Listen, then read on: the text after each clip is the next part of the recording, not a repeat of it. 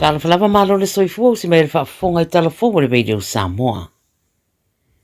E fōringa ese talia le presidente o Amerika I le taua I sa e tututonu e peo na taua I ripoti le CNN I le so, fai mai ripoti se tasi o whaatalanoanga le presidente na whaia na ia taua I watoi titi mai a le taua. E munmuliana I sana saunoanga na whaia I le mauta le House of Republicans na ia taua I ele I lava la lato malo. I se whaino inga matustala na ta waia Trump, e se dia mana lima hafe no whanga o na taula I eio swa inga Amerika I Iran wa whaalea ngaina, ai o lo tu ele militari nisi no whanga mo se teimi murmuriane nei manau mia. Na ia ta wai fo I rea whaatara noanga o le taua lea e uina whaititi ai ma le taua le suau mo se teimi umi. I se whamataranga mai se sui o le tunu o Iran wa liputia le CNN wa ta wai o lo wasauni te Iran mo se tawa umi ma whaaido ane fo I o lo iei le naunau ta inga e whaabo pea o no lato woso whaia a tunu I le Persian Gulf. Ua se pepa whamatalanga wa whaero ane ai e le panona no lato wala au mo le whaia o ni whaatalanoanga ma Israelu e whaatatau I se whetuna inga mo tūlanga tau le puipuinga ma le whaamarosia o tua oi a o lo lato tua ia pere kulupo le Hezbollah I le whaalatai no le atunu. Whaero le presidente o le panona Joseph Aoun lana fuafuanga lea I se whaero inga na whaia masuia le Union Europa whaonga ai fiso ta inga whaona po nei na ia ta wairo na whaitio ina o le Hezbollah ai whapefo I Israelu o na whamai aia o le eima se whaalo alongia Israelu o tū la fono o taua e meise I tū la fono whaavau malo ma o so whainga Israelu I ale panona o le ai eini mea no whaide sidia I le ono se lau wafe o tangata ma whasi o tia ide sidia I le whase lau e au fieita maiti ma reitu pao ta mai tai. O lona tua ia o le Hezbollah wa ia ta wai, o lo fia mana na o le Hezbollah, ia whapa ule whainga malo o le panona, I lalo whainga wha malosi ma vevesi. O le vaiaso na tenei na wha alawilo ai le whainga malo o le panona, o ngā yo inga wha militeri o le Hezbollah e wha asolitu la fono. Pei ta I leo ia te I la tau le malosi, mana o mia e wha tu I lalo ai le kulupu. O taria nei la pe o se whaidua inga I le wā o le panona ma Israelu. I au se tādia wa whailo o le siti o le tau o le suau ua siria nei le rua tālat au se tādia I le lita e ono o ai lava ma le tau o loa I se siitanga e siri atu ma le 5% ma o lapta inga ia mai le au popoto I tūranga tau tupe ma le mātai tuina o tamau a inga o tunu. O le bebesi sa sa e tūtutonu ma le poloka ina Iran o le Strait of Hormuz le ui eiva a suau wa a fia te leila au whaita avale ono o le tau o le penisini. Wa amata mai ta wina le siitanga I le tau o nisi o loa, ai le tau mata le a whaalongo ina I le tele o atunu ia fianga. Whai mai le teu tupe Australia o Jim Chalmers I le ripote le 9 News e ta tau, o na sauni le tamau ainga o Australia I tūranga o ngaunga o le ai, mai le o mautinoa, ai fōringa e matua I te tele ni swinga o le ai. I New Zealand wali poti ai le so I le Radio New Zealand ta waile fola sanga a le sa ave masuita I tai o le National Dr. Shane Retty o le Ali Taia. O le whaipule o whangarei be o na whaeroa le ripoti sa iai le pārmene tanu mai le lua fesa furu whaa. Sa whaia ina ilo no fua I le pālota lua furu sifuru ai tu tura I mai le pālota le lua fesa furu mare tolu ma o lo ave nei a lua furu sifuru tolu ma o lo ave nei ma minista o universite wha sayanisi ma teknolosi wha pia foitanga ta Pasifika ma whainu mera wha mawina. Sa ve fo o ia ma minista o le soifua manonoina I le lua whelua tolu ma ua atoa ia te ia le wha o whaipule ma le national ua whailoa o le ale tu e tawai le whainga palo taulo loma. Na ia whailoa le ripoti leo nisi o highlights o lana tautua e au whilinga ruenga mō leina e wha o le ala tele I whangarei e meise leu na ia o nisi o whainga whaavai o wale manuia o tangata lau tele. Maritala mulimuli, ua whaamariana le Rugby Australia I le Radio New Zealand o le malianga fōu mo le whatupeino le lakapia o whataranoina mātunu e pe o fiti Samoa matonga o le amawhai ai o na whatanu uina se tāmirisanga whaitūlangi mo le itu pā o ali matamai tai. Pe o na whaeroa mai le ripoti rea, ua whaeroa le whaputunga tupe au fia le malianga le nei se lau 5 miliona Australia. o le tupe o le a le tuuina I iuni a tunu e pe o na taua, pe tai o le a wha o ngai langolongo ai se tau mawhainga lau tele, mo le wha le lei o le lakapi I a tunu. Whai mai o le polo ke tifou leo se tau mawhainga tu whaatasi, a iuni mai a tunu e tolu ai mai se, o la tau whainga malo whaatasi ai, ma le whainga malo Australia. Sa whailua le Minister o vai whafo Australia o Penny Wong le tau mawhainga le nei, au iai ia pia I nei vai yaso o tona ai, a whailua I o le wha moe moe le wha mautuina, pe tai lau le uri putira beida New Zealand, se tūlanga la tamai ua iei nei. Tala ia le video Samoa mo lau wha mai le nei yaso, soifua.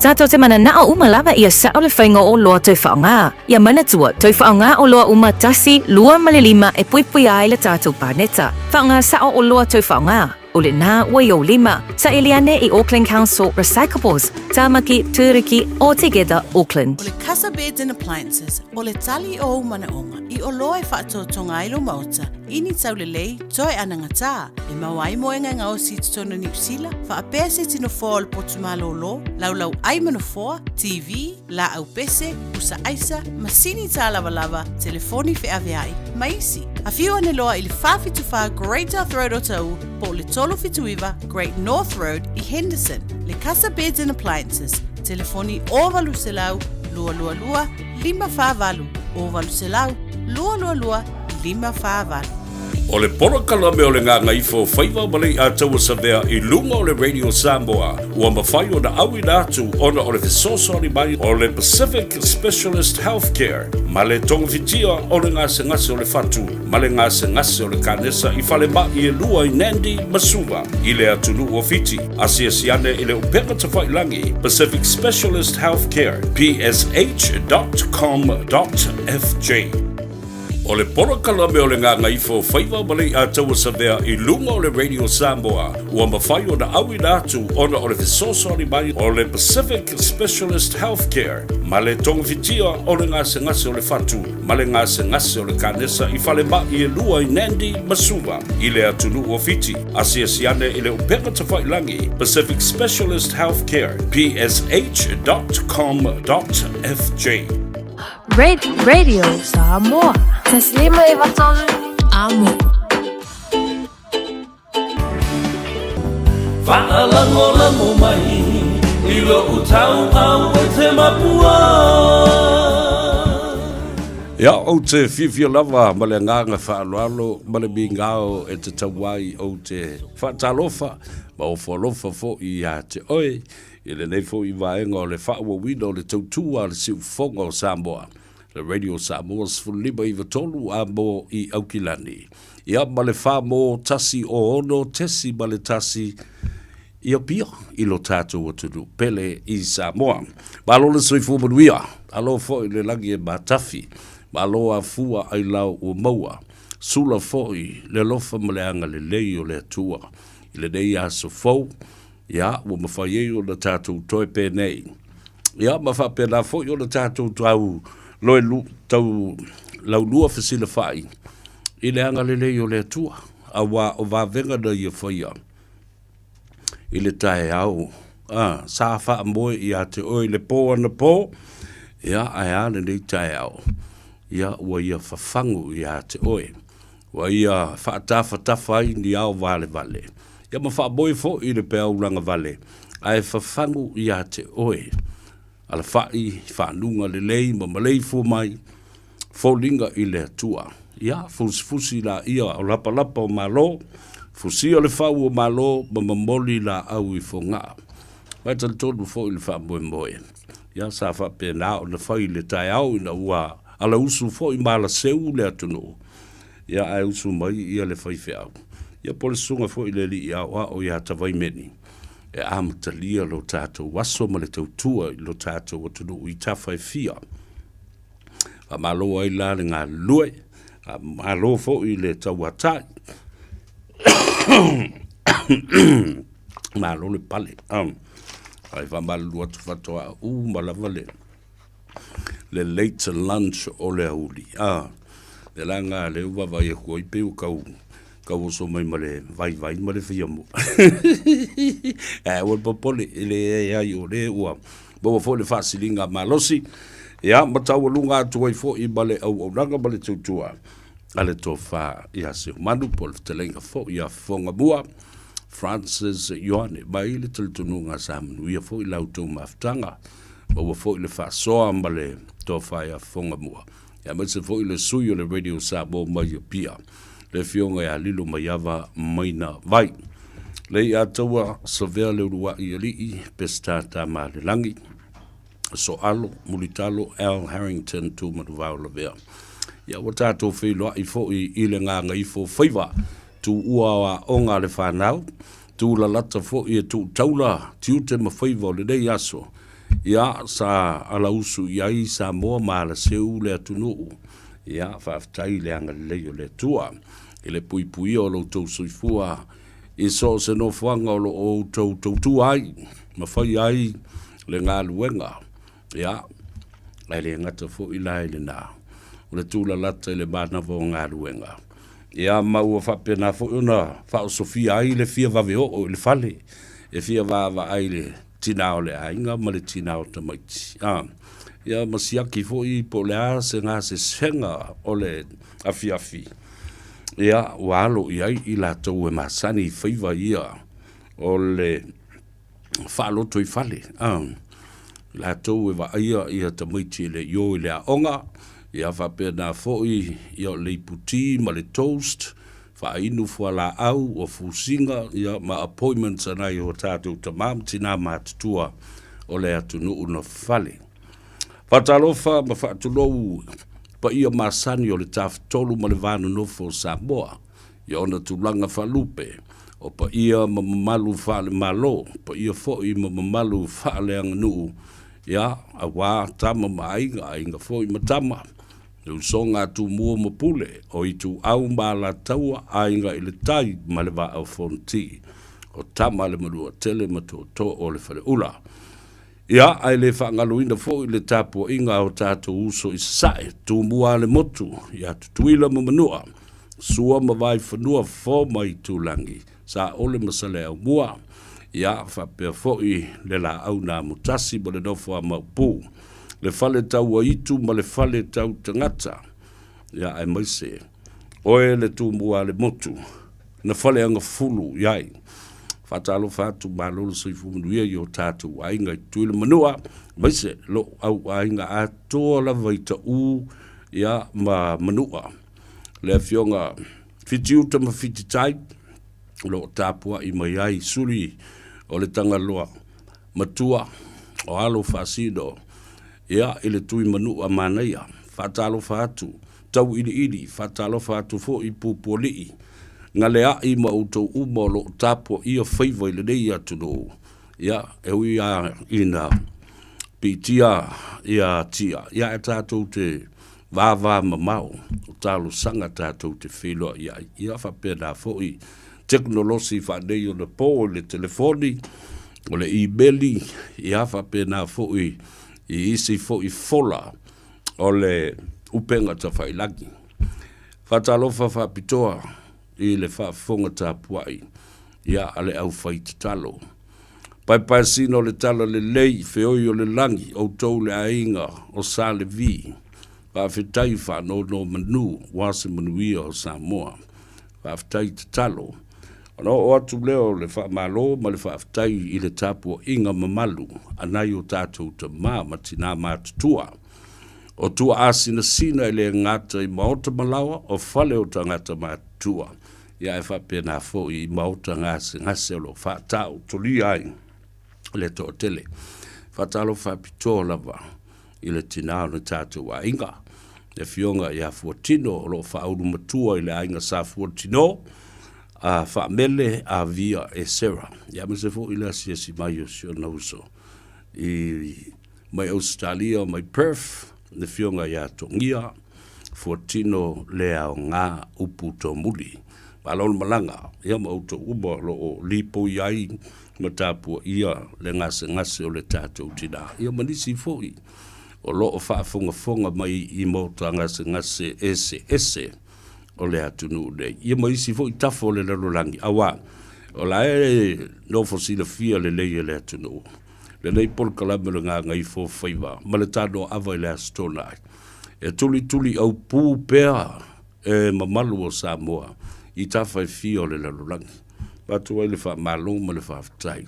I lau tau la lango mai.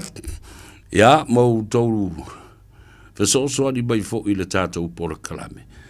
I le whaia o le ngai o inga lea. Press the like button or even smash it. Share our program and leave me a comment. I love reading your comments. Ioi, ta te ata I lava mauta I loi fo I whaawasenga po ai tangata le tusi mai. O le fina ngalo whaali o le tangata I te loi fo I nā winga o tala e wha o ngai le tangata. Po whea le whale pasi ngā whauma I lau pasi. A o whea fo le whale tangata le na whauma I ia si uku ai ngā kangaka malo wawa. Ia wai o kākou por kalame whea matātou tali ye. Leanga fo I o onga mata upu tātou talanoa I ai. Ia ai tātou te sa ili fo I le ngangana whaingo fie. Male maalie. E ki liwa ai sa vali nā. Ina ia mawhai o na malamalama ngō fie I ai o tātou tangata. A wai malamalama loa. Talia loa. Ia ona loa fo le tangata whai o lātou whai unga. E tala whea ngai ma tala whea unga. Mo lea taimi ma lea taimi. Mo ni swinga le lei ma se manuia mo le anga I lumana. Ia, I aise taimi o le so, se e maila o malo wha aloa longia, wha pitoa, o le afiafi nei mo le auli nei. Ia, o le fionga le nā. Ia tai o ali I seu. Fiti, ta fili pepe, ai masu. Ia, o se tasi le sa vea nei ma whaipule. Ai ua wha mawai lona tofinga. O le whaipule o le mauta whono. Malana pāti na ulu whale mai ai I tonu o le pāle mene o Samoa. Le vaenga whai o lo teita ia e tui le epa. O le hero pipi, ia po le vaenga whai foi. La tū te pui puia. Ia te tau o tangata. Ia, o le tātou malo le nā. Tuli matai ma mata I tuina foi e le atunu se whaatala noanga. Ia, ma se vaenga foi I tā ua e anga I ai. Ia le whaatala noanga e tusa mati nae. Ia ma le fuafuanga fo ia le li whaipule. Le au ta ua le whaipule e wae koe ala koe sau koe whaipule. Le mea fo sua le mea le na. Ia ai le ngata lahi le na. Ia o le ua mai o na uia alo le tula whono. Ua mai o na ia. Savalia lo na ainga le kalesia o ainga ma le tu malo ma le nup. O mai o fo I ona toeanga I atu I le fionga le li pale mia ma faali I lo na whanonga. Mai o fo I ona wha mawai atu I atu le epa ma le vaenga whai o le hero pipi. Ia le fo I wa longo fo I le fionga I le fonga fitalai o le mauta. Ia mauia au ala uma ma whaamaria ina lea vaenga o le tula whono whainga palota.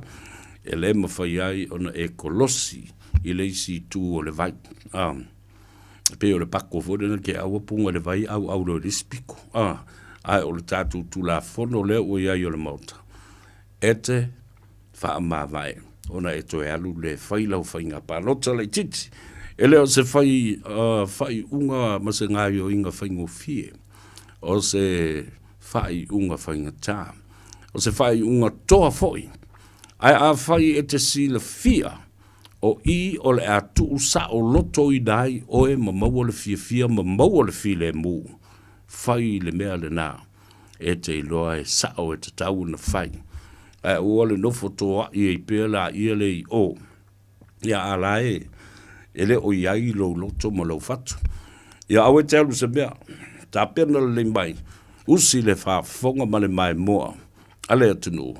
I le mawha soa ma le fionga I le ali I sa whaipule mai o la lawa whaipule lali e viselong ko whaipule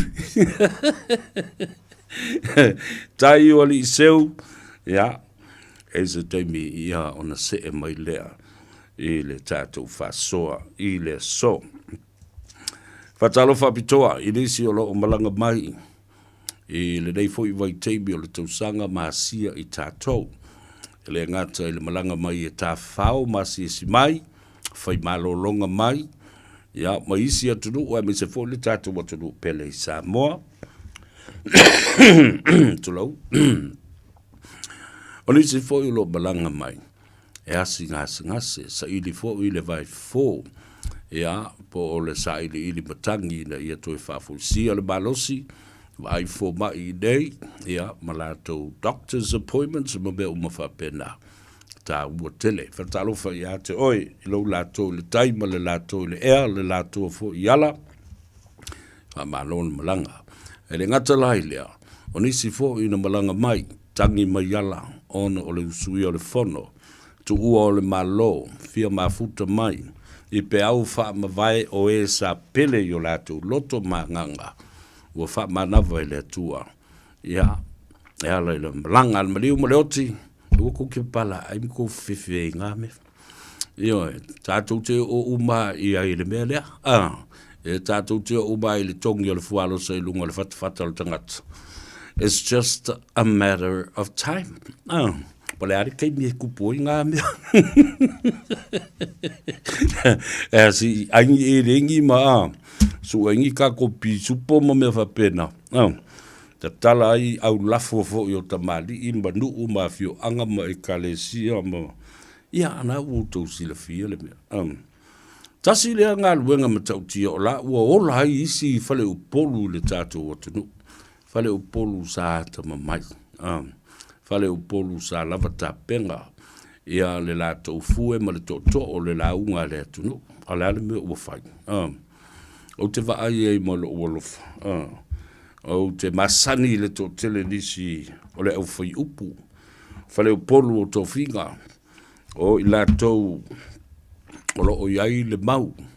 Peitai, ua whao ngā se le mau. Ua su e mea ai i le la unga le atunu. Ua alu whaasa wea ai whaasolo atoa. Ai amena u tango e whaalau aku, ia le ai o ke le mga o waranga. Ai whaalongolongo mai. Fua i lumba ma fua i tua. O tau te tā ai a whaafala le atunu. Ia utou mea pepelo ma mea se nai vai. Wa matua whapea utou e mo lali le atunu u ia utou mea nai vai. Ai utou alofangia. O al mea lana le utou lai mai nei il teimi.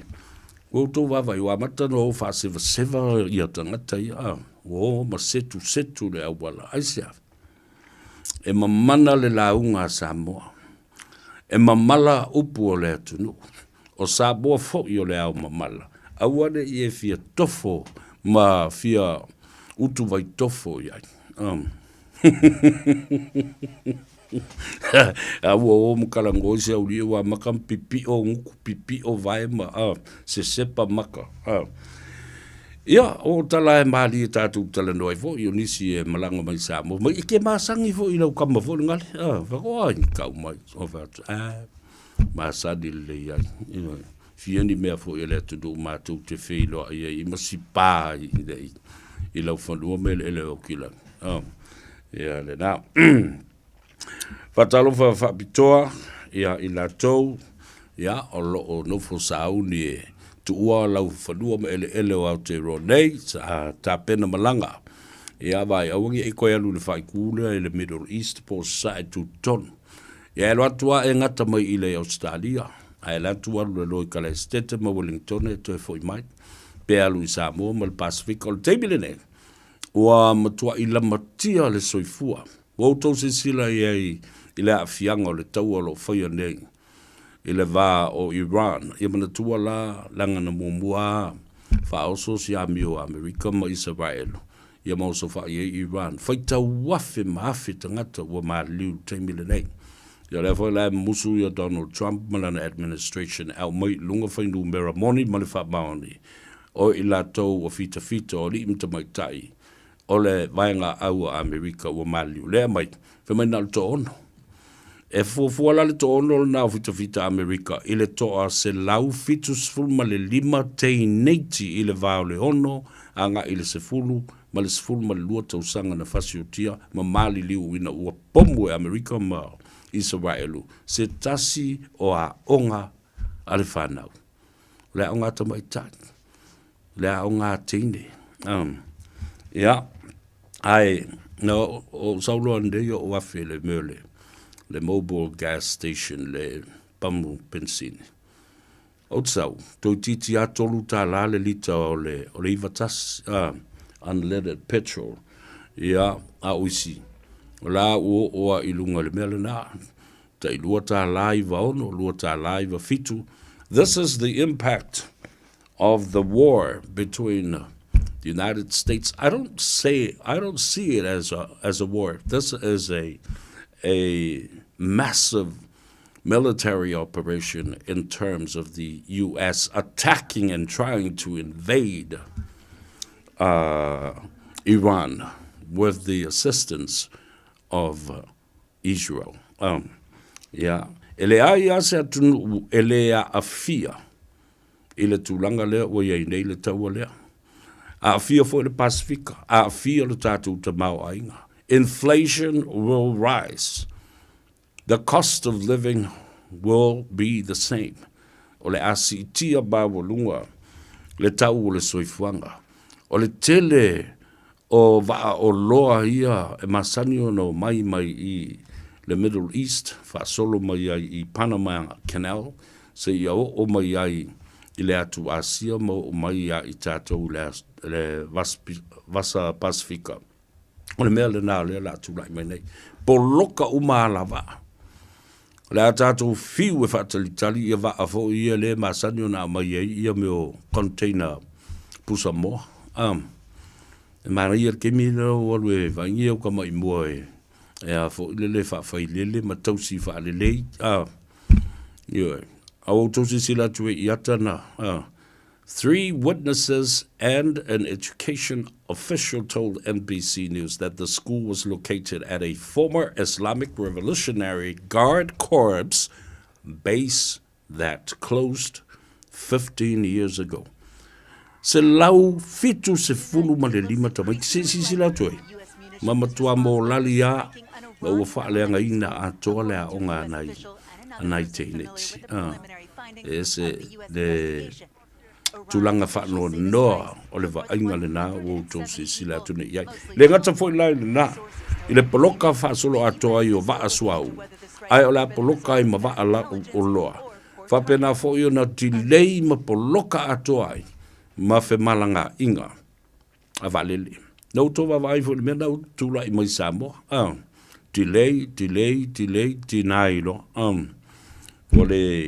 Le ato o le lava i o le tulanga fo le o valele o atu tau fia valele ona ia isi fuanga o le talafia ngai ia ma le lama tia o le fewa i o valele ia tatou te talo pea ina ia le lofa ma le anga le lei o le atua ma musuia te itai nei a me se alto ina le o so vale o Donald Trump o la watala e pule a o iau tala e fo iai awa ole ai tawal na tangata la toia e to tele la to te fia Donald Trump au to sila lea i le pine fa mau o la tala lea o la ia le midterm election le o fanga solo mai nei le wingo le tala na ai midterm election e masani e fainga palota a America o to sila ia o stete uma i le manu malo mai Donald Trump lea o manu malo mai le Democratic sui o le ao mai le senate mai la tou le konkalesi o le fale pae o le mautafono o le malo Amerika. Nau tau wawa ai e se suinga ma tau tia le na. Ai o tatono foi o le taua le wanga pane e se a excuses ma alo fanga ua whaonga mai Donald Trump and his administration is to distract people from focusing on the release of the Epstein files. Ta sa o tala na we poko il ko inga fole kam foi mi milo ese mafofongo tangata. I le tūlanga lewa a matao na maua mai ai. Lona involvement i le mele ta o le sex trafficking or the ring of pedophiles tu lo whaafunga mai e le tunu.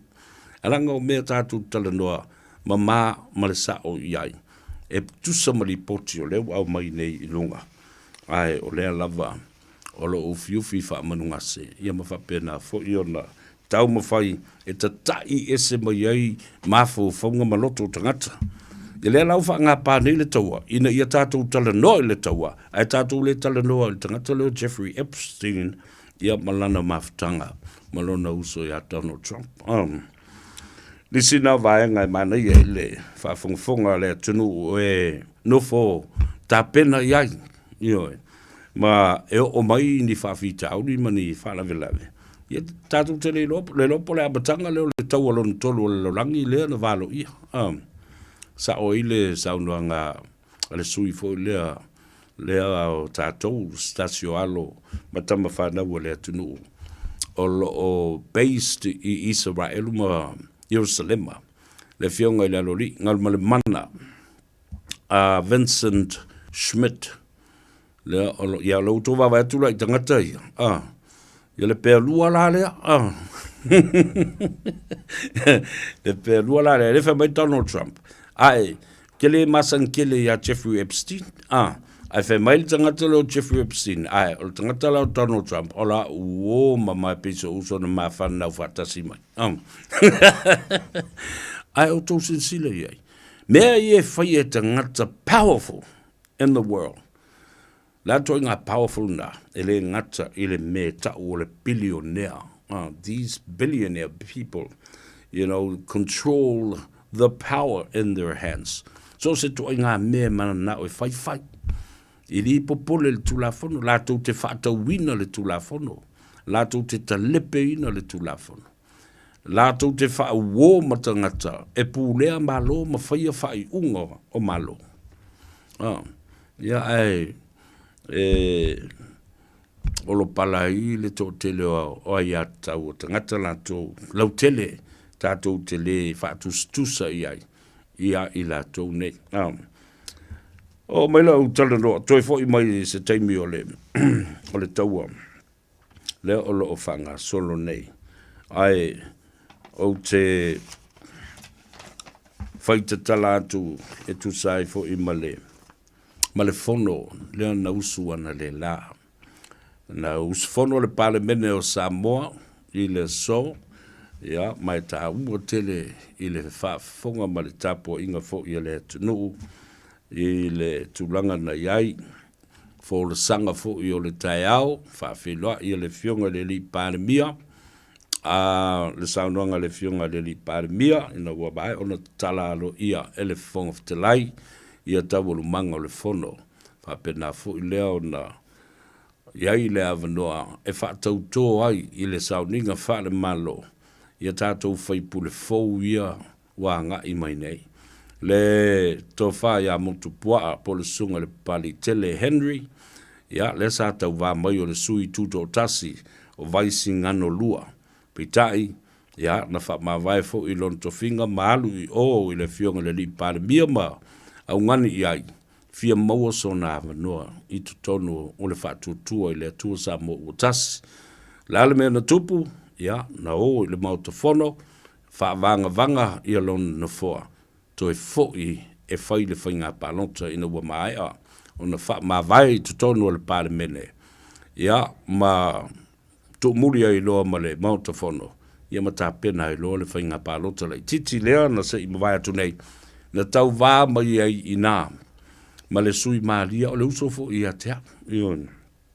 Le fionga i avalasi, pito whanua sele, le matua tino ma ano fo i atea, wasa au whai atu lava i avalas, vai. E a tili ulangia i lau sa mala le wha mai nā, o le sau toia o le pa o, ia le lau pa o, pa pisi no ma le mea. Na o ai le taimi e tā ai le longo o le a whai le whai ngā pālota lai titi o wau ngani e tu lava i avalas lo usoe ioe mali e lo fina ngalo ioe O le vai o oe lea o le a e uina le siampini. Tu sa le Unified Champion lea. Uma na sau le SNDP. O mai wa sau le tautua.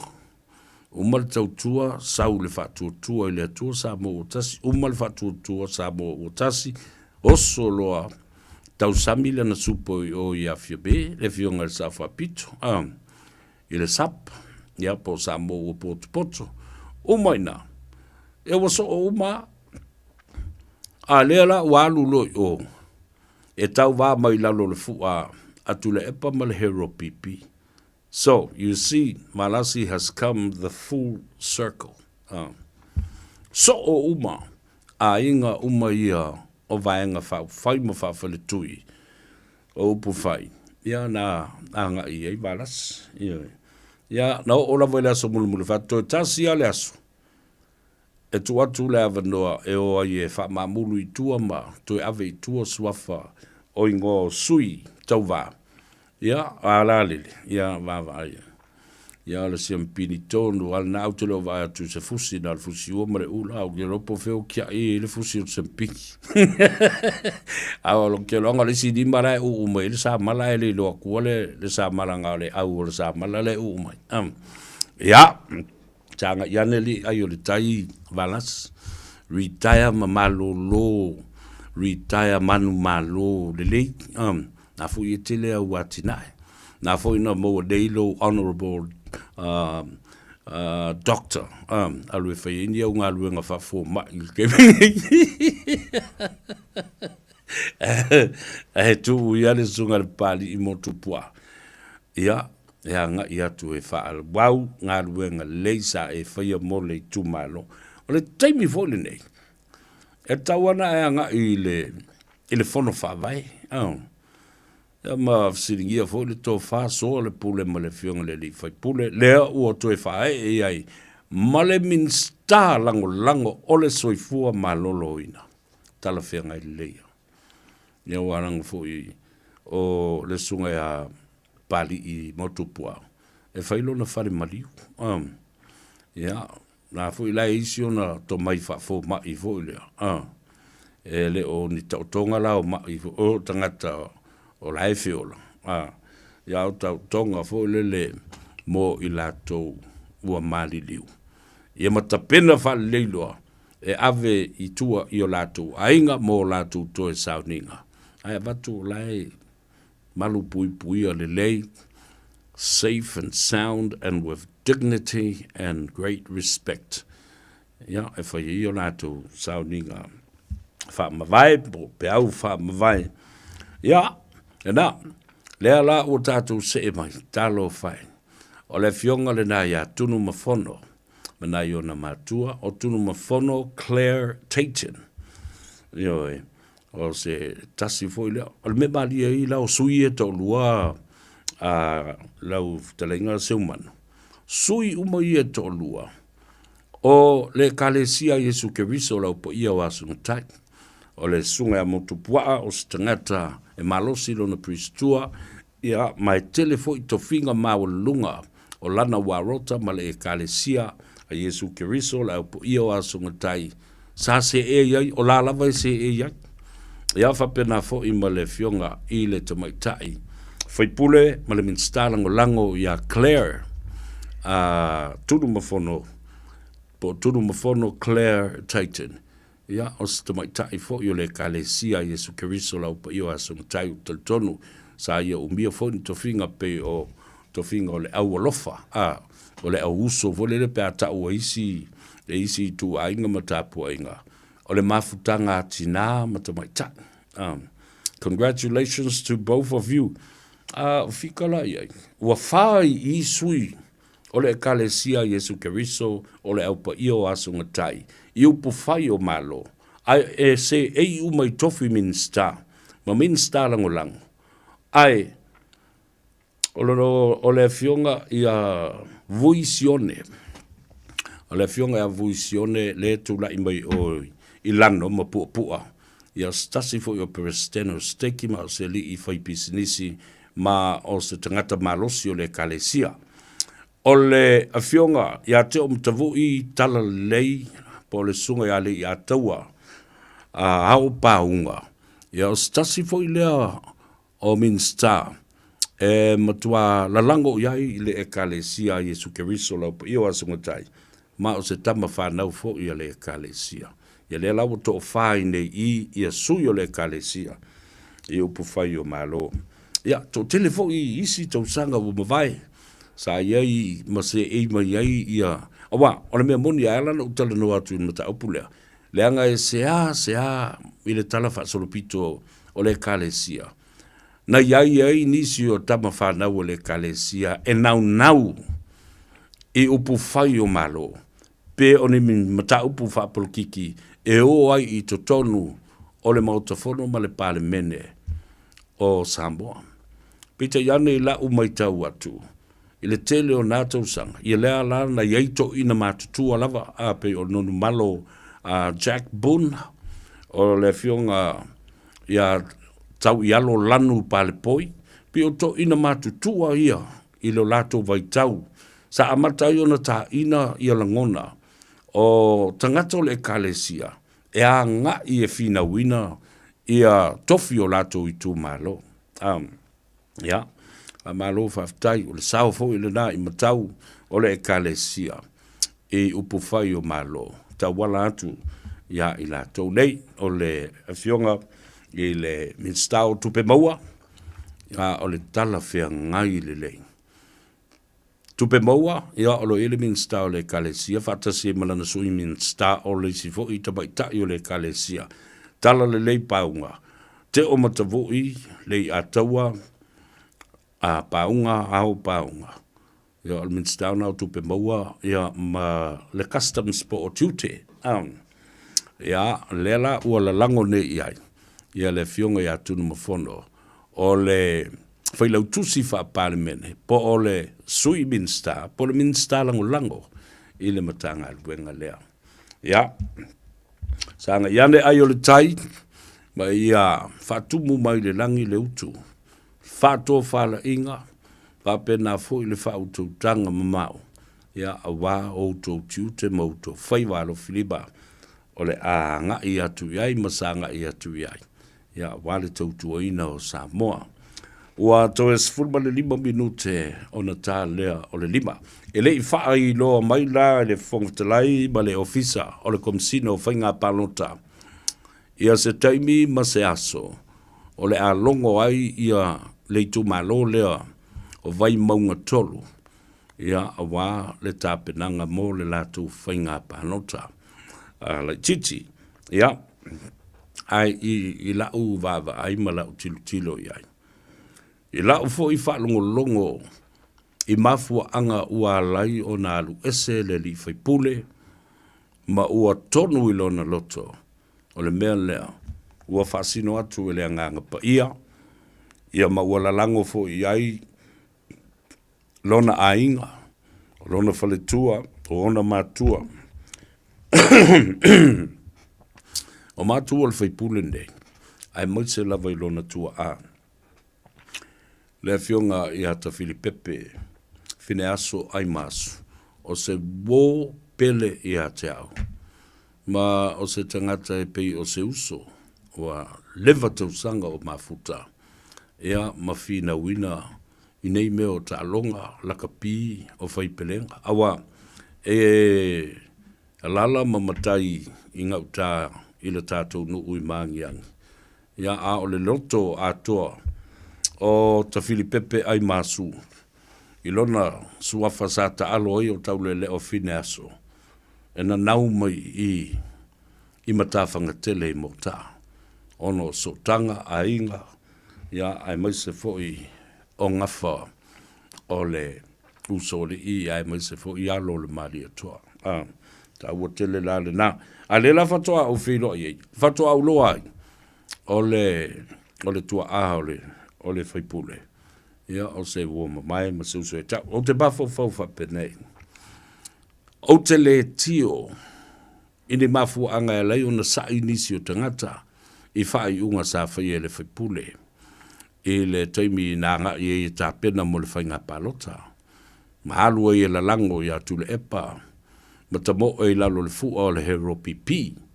O mea na, patino lava ile a ia tatau ia a le faipule, ia po le fionga fo ia li tai, ia tai o li seu. Lana fai unga le na, o lana ia tatau le na. Pete iade, na ufa longo atu. Sa o ala utala le fai atu. Ile ngai o inga na fafau ele to ino tule epa. Na ia wha tonu ina ai. Fai pule umalava. O le hero pipi e to sfulma to wha. Aua nei alu seisi e apalai. Ile ava noa. O le tai fono o le fono whawai. Ai sa ta pena le tusi. E o mai umai fai pule. O le hero pipi. E saini ai e te e mawhaaleanga le poloketi. Wai la i lau whalongolongo atu i ai. E le ngata la, i le saunoa ngā le fionga le fai pule. Na poloka ai matuta i ai, matoa ai lona mafau fau, malona langona. E le mana o, e whai le mele mana o i tu le epa. Masaini matete i le poloketi. Ai wai a sāvalia le fina ngalo lona i tu malo. Wai loa ai. Le ai. Ele ialu le pale mene, e whaile me loto i tu le epa ma le hero pipi. Na alu le pale mene, ona o le fina ngalo ma le tō whā, o le pule na i lima ma loto ma nganga o tangata lona i tu malo. Ua, mana tua i leo le whaipule, ua le pale ni le equation. Mai le mana o e whaise me la lango ai o ia tu le epa ma le hero pipi ai fa tu na i lona i tu malo ma fu angala le na tasi lava la utilo ma ova ai ba mau atu i le fatu ma le loto o le li fai pule le ai ele o le mea le na mana o ilo na i tu malo ma e to tau na to e fo i e to e siringia ma wao ma lu manongi o le to fa lona i tu malo le ala botasi e tau a e sila fo i pa u fa longo i sa no nga le li fa pule no a fa ma vai o le toa i o ma le toa o lona loto ya e o yana fa pe e masalo salo pe ele matenga nei te wale fo i mai ai ua failo na loto ua failo na fai unga au toi mafo le an le laile ile tala le na fai le sunga e laudi o le fai unga ua fai e tai o ali i seu i leo se fai unga fai ngofie a fai o le fai unga tonu le lo mafau ma o le sao ma le amio tonu le o momoli mai e le nganga pa ia. Ma lo i tu malo e fa sa loto o e le memoni. The truth will set you free. And then I want to reiterate the same statement that Tule Epa seemed to express all the time. And he lives by this statement. Ma tau lefe me le tala tusi. A el tangata na te loa le me tonu e taun fai ma le me sao e taun fai. Ai le fai. Le matua i anga sala le na me ilumo le tua. And that's exactly what happened here. In this case, when Tai Oli Seu has listened to the inspiration by the Holy Ghost, telling him this is the right thing to do. Although it's a very difficult decision to make, but he has done it, and he has no regrets. Ia maufile mu foi lo roto mo na mafau. Yo, au maya ele nganga pa ia le file mu ia te ia. Masa o loto ai ia lona mafau. Tali tu lai lima penau lo utoi fa manatu ia te oe fa ilo le fongatia. Ole a maua ile feilo inga. Ile se fulu ma le 5 minute e te aile tu lai lima. Ile a fie finei o la umalo fa la rungia le na. Sa mātou tala noa ma le fionga le li palemia lua pō ua tonai. Ia, ma wha matala mai ai le fionga le li palemia. Ia nisi fo i o mea lo tutupu ma nisi o atina e o lo fua le malo e tau le whaatino. I to tonu o le atunu. Ma o stasi o ia atina e. O le fausia lea ma wha le leia lea o whale a onga. Ma le tūlanga o a o onga. A le whanau. Ai o lo iai fo le whato whala inga. E ta tau o na sila fia le malo le whato whala inga ma le whinangalo o li mwhaipule o nuu ma le komiti o a onga. E le nofo a lea komiti o le a onga lea nuu ma le tu malo nofo a mana o faise se a onga fau le whale a onga fau. Le ai. E te tau o na tā pena le lei. Ioe. Ina ia mana tua. Iai le whale a onga. Tō tele ta mai te a onga le a lātou whaonga ina. Ia lava fo i whai a onga. O le a lātou tau sia. Ma wha whai le ina whanau o le a onga lea. Ai leise me tātou te o iso tupe na wha pela ia lea. Whai le tātou whale a onga. E moi fua. Le ini tangata. Le aini tamaiti. Le lava whai a onga. Le lopo le a whawhena toni le ngona tupe lea na whai ene. Le loun le na wha umai le whale a onga lea. Ai sa tatai o talinga. Ile mata upu o le pāremia ila na asi singa. Ile lau whanua ma ele i tāwha ingata. Lea sa i le whare pui mua mali e te leo tau sanga u mawai. Au te matua i au au mai i lunga mata. Na whanga sa tulu i le whaasalanga. O i la tau e sili o na soli tu la whono mamafa. O le au tōsu teini tu lou whaafonga le tunu. Le au a mio valia ma le au a mio leanga.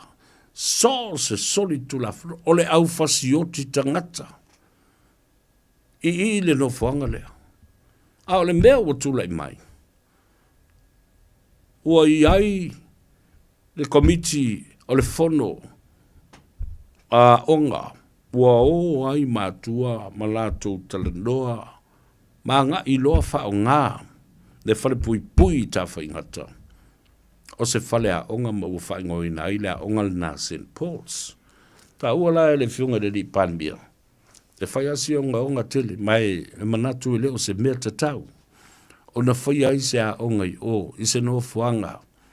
Sa ta loka inta ngata a mio valia. Sa feoti e fo i le tō tele o pangu tāf. Io, i se pangu tāe, tāngu fia la tō pule o la tō wola. Nisi, sa mama i ma feoti ai ai potu ia. Le whai e le a onga. Ao nisi, na fasioti e nisi. Tulo, le whaafonga mai e le tunu. The inappropriateness of setting up a school over there in an environment where many prisoners, hardcore prisoners, were in jail and were kept there. Many murderers, rapists, and any other serious crimes that you could think of, all of those people, homicide, they served their time in here. Some of them died in there from horrific actions of some other people. Homicide. And even committing suicide. Murderers, killers, totele lato, sa tuli e o lato whaasalanga. Mai manatu ai le panemia. E le o se si o manga talafe ngai ba le lei. E a o ta wina ai le whanau i se no whanga sa feoti ai tangata matuli e o lato whaasalanga o le au whasio tangata. Ma le au ta lepe tangata. Ta pena e loa ma le ka peneta ma le lato pepa. O le a tala uma i lalo ia whale ia. Ia se sila la ia wau i fo lena so la mai fo i tangata. So se teimi ai o e whaale lei ia le whare pui. e whaongaha i fu i kon kalate ma leo. Ia pāngo tā ele leio lātou to mai i mea wha teknolosi ia ma mea wha ele tise. Ia na tūre i o ngā ruenga e oi whai. Oi wha pipi ile ala mo le whalpui pui. Na o na uma o ngā ruenga le asore nei malo lo mo moe leo. Ta ape ia lau whainga ruenga le kon kalate. Alan me whai. O tu au ia fu ia. Lau li ia na wha. Pango tā tonu ai na wha pi ia le alam. O atua lātou te ilo le lea lātou mea na whai, whe mea tu wai le switch, le ki o le mea o omi, le ele tise, whe mea iei wae te tauna ta sei ma wha lea o ngaina. Ia, ma le alam, ia na sa vali e kuari e kua pe, le umana lau, ia le lisi fo, le palola. E palola i kua, au tau sila iei. How dangerous this actions were taken by police. Awa, o le mea moni ala utala. O le teimi e sa wai le solo lea wo i fafo, le solo apango ta ua so sola mai. Ma le au noa ma le noa enisi o le pulenga o leo. The public safety is in jeopardy and compromised. O lena winga, ua whasirigia le saunga le mu o tangata lau tele, awa o pautani, i reina sisi, e koe kea i e nā mea. Pāua le mea, run for freedom.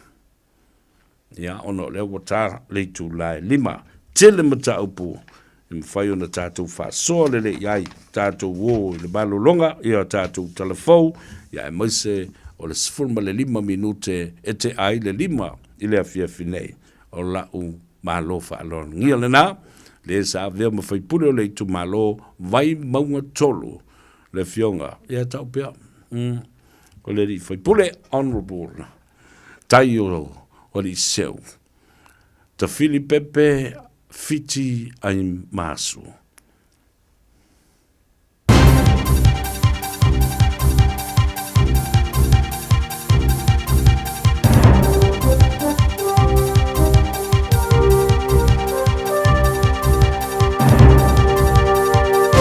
In this update, confidence expanding the inquiry into our COVID response has better prepared us than most to meet the next pandemic.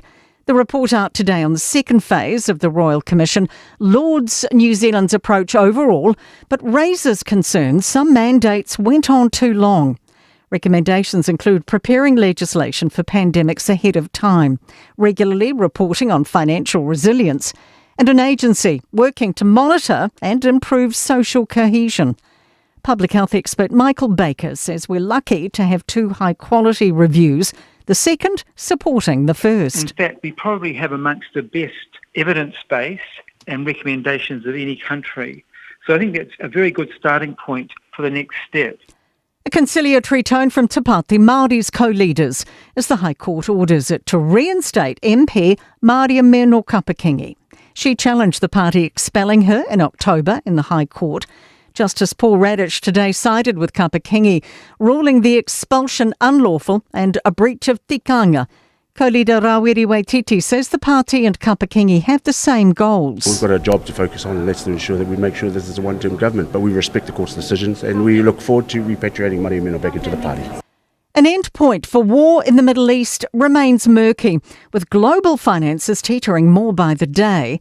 President Trump today said the US and Israel haven't won enough yet, after more than 1,700 people have died. But the consequences of Iran's retaliation are rippling through the world's economies, with the closure of the Strait of Hormuz sending share markets tumbling and oil prices soaring. BBC Persia's Keshaya John Adi says Iran's warning it won't allow any oil to pass through the waterway if the attacks continue. Arab and European countries who decide to expel the US and Israeli ambassadors from their capitals, they will be allowed to use the Strait of Hormuz for flow of oil and trade. That's news. In sport, Crusaders coach Rob Penny insists it's not panic stations as they try to dig their way out of a 1-win, 3-loss start to Super Rugby. Penny says the group remained tight despite a bumbling performance against the Blues. Really well connected, enjoy each other's company, desperate to do well. There's been some hiccups, but they're not catastrophic. This comes as Crusaders players Will Tucker and Kershaw Sykes-Martin were involved in a training scrap today in Christchurch. The Black Caps are homebound after 9 weeks of cricket in India and Sri Lanka. The squad's flying in 4 separate groups to avoid any of the travel issues other T20 World Cup teams have faced due to the Middle East conflict. That is sport. Tasilima I Watolu Amo Radio Samoa.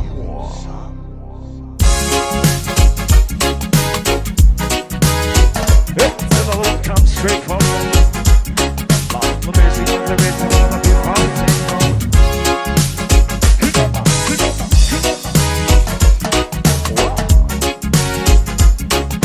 Sing for the lyrics and the sun goes down.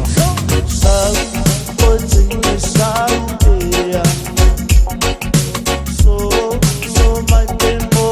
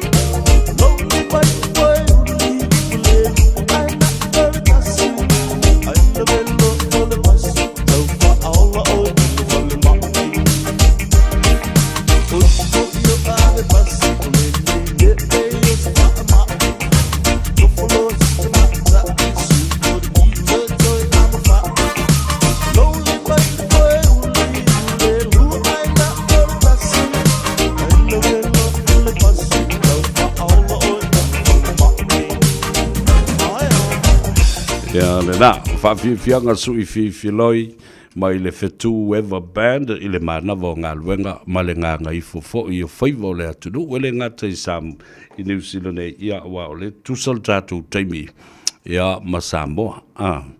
Ia whamalo fo i le Faiva nei aso malo fo i lava pale ma le on sai tiute ma outou Faiva alo filima manatua wa winatu le ngā Gagaifo Faiva ona o le langolango sua mai o company nei o fale mai te tele suva manandi i le atunu o fiti ua whaingoina o le Pacific Specialist Healthcare Hospitals ma o nei fale mai ia ua whaapitoa lo lato to mai mo ta o tonga o ngase o le fatu ia whapena foi ngase o le kanesa whatalofa tuai i le alipule Parvish Kuma papea foi le fionga ia atoa mafua i upolu nisi nei o tamali i o le atunu o lo lato ngā lulua i le pulenga a le Pacific Specialist Healthcare ia pei foi o le fionga na ia atoa mafua i upolu ia tai a kui ia ma le tamaitai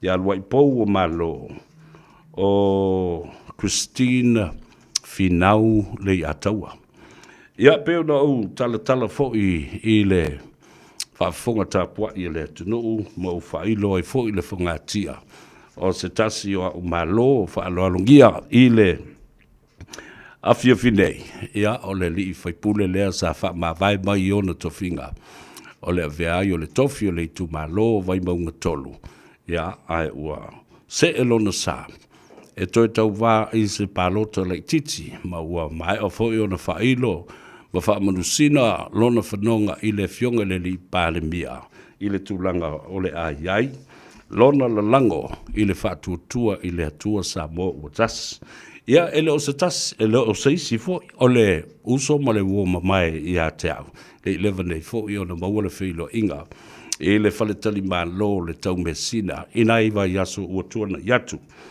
o na uwha pele a ofo lofa ma whata lofa i lau fionga tai o li seu te Filipepe ai masu a fiti whaafitai i le tua o maua le avanoa tate whilo i ei foi ia whapena foi o na tā whafola le whala ma tala a o whaafafonga Samoa ia e maise e le ngata i lo i tu ma lo le atunu u atoa le vai maunga tolu Samoa ma a inga i atunu u i whafo o lo o momori atu o latu alofaanga ma momo onga le lei i lo fa moe ai a fio waia tala mai a au i le mauta nei o le sifonga o Samoa ma le polokalame o le ngā Gagaifo Faiva o le atunu ma lo le soifua manuia a moia le tō wha o wha fonga le atunu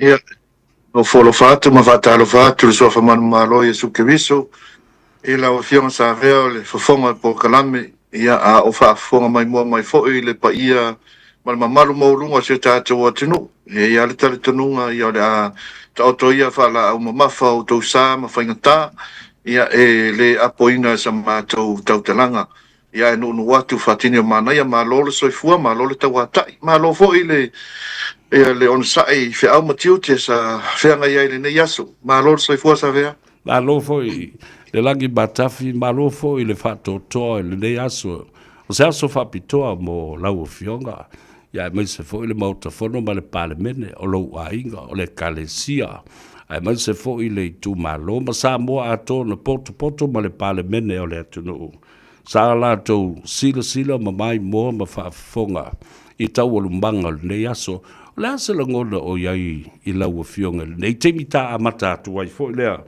awa e fesoa ina le mafau e le mautolu le loto ai ina ua mai o na failo le fongatia lo fanonga le asa la ngona sa o ia satu ma pe fofo e atu ni ufi lo tino pe ua tidi ai ona fa popo nisi mamafa tu i lo mafu fa malau fa uta lo fa sta tele asa vea ia o te lo na esa ma wale le mai ina wa mai a fo ia le fa alinga le taia o sola ia e pe e whanongo ina fo ele matu o ato se avenga o le wafo ona tau amo mai ia e le nā male la ina e le whaingo fie ia e le mau moia i fo ia ona o le tūlanga i le Ele filina fo'i o se manatu ina ia mawhai o na whaatino ia le fuafuanga e peona e le tai au sola.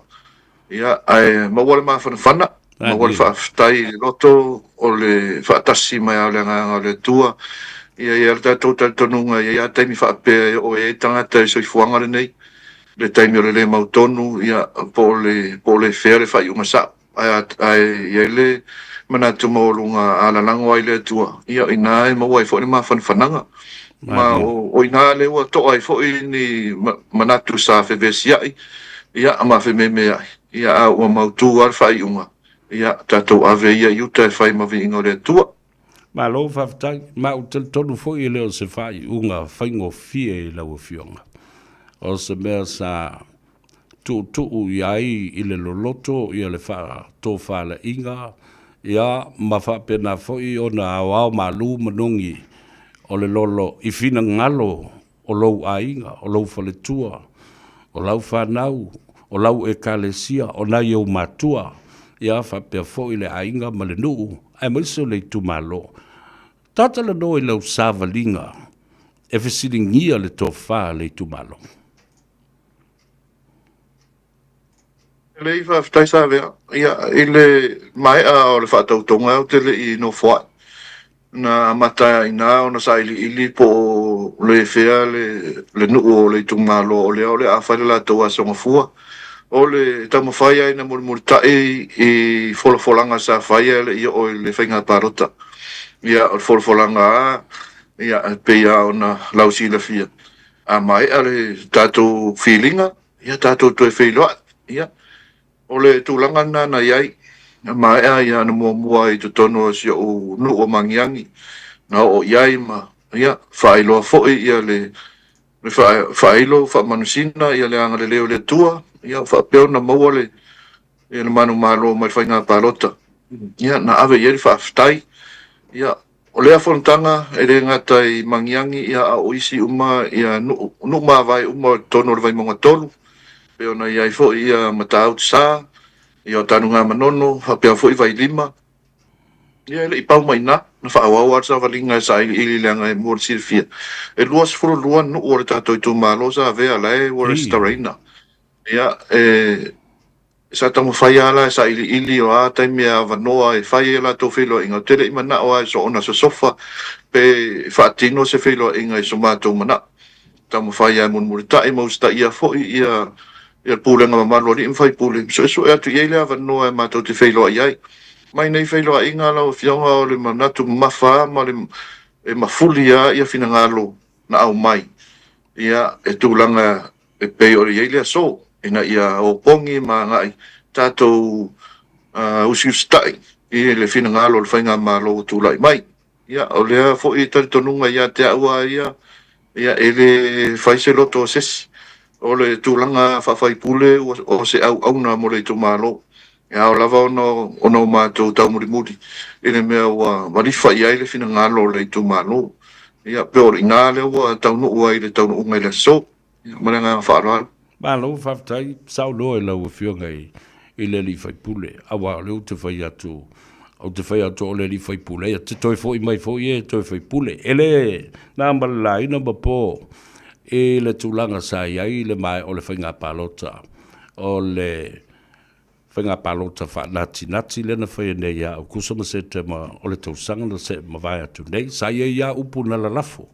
Ia ma whapena fo i o na whesaua ina ai. Ai ina ua sui le tai au. Sui fo i le langona o lau a whionga. Ma ua tā ina e lango le to wha le tu malo. Lea nei loa ai le te leo le suinga. Ma le mea o le a o i ai ia le whātou whala inga a lau a whionga ma le tu malo.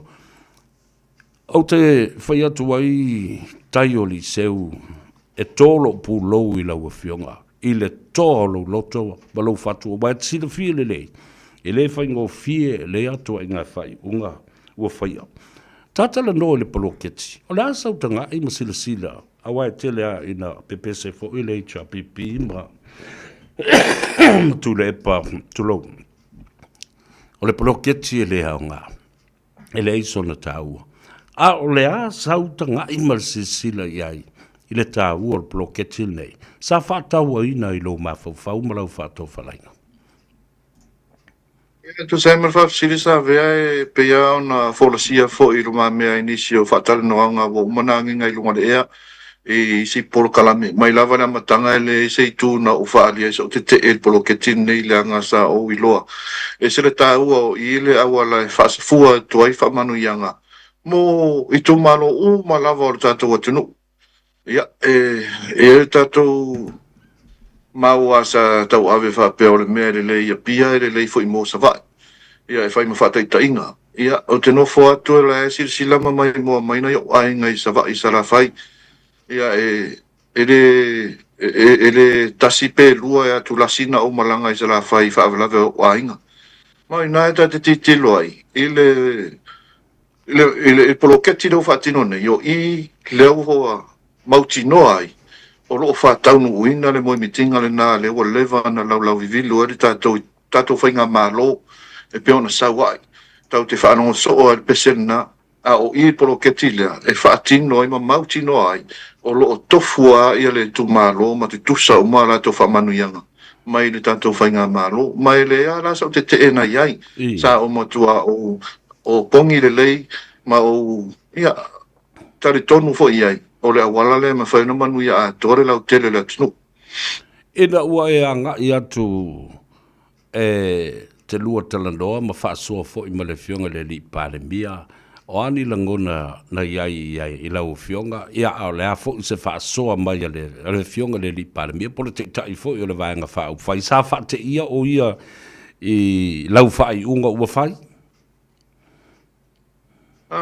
Lau fionga mai mo mai fo el tatou atinu ia ona au fo se tangata noa ia fo ia tu sa langona fa tangata ia mare to tele lavo to lo sila mai mo mai ali sa fe so ina langona pe la ai luma pe la ai tua e fa pena ia ai ole ma filo inga lo filo inga lava mara fionga pandemia i to tonu le portfolio le tatou parlemene ia se tasio maro longa na o felo ia tu iai ma fata lofa ia ina na mo wele to e sa noa mai ale tamali ia mawa ia le file mo lo ma o fa pe ia le se a faina la tom fai sa ile so ava no wa fo ini o langona na iai ile taimi wa solo ia na to tonga ai o manatu ia le tu fa mo se si le langi nei se va tu fa fonga mai o le tangata ia i loa